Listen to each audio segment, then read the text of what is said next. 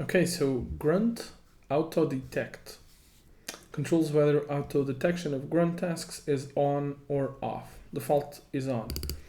Actually, even though there's a string here, there's only two options, off or on. The off option controls whether auto detect. Well, okay, like why is it not true or false, like a boolean? Whatever. Anyway, I created a little grunt file here. So very simple. It just has the CSS min package installed, and it's going to take the main.css file and it's going to create a main.min.css file.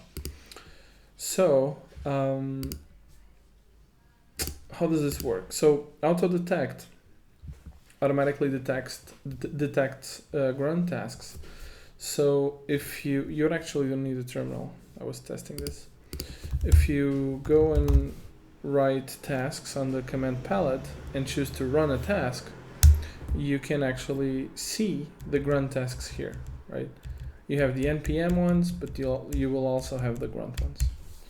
So this is what this does. I find this to be very useful, obviously, because it prevents me from going to the terminal, like clicking here, going to the terminal and writing grunt, whatever. It's just easier to write task, run, and then choose the task that you want, press enter, and it will run like so.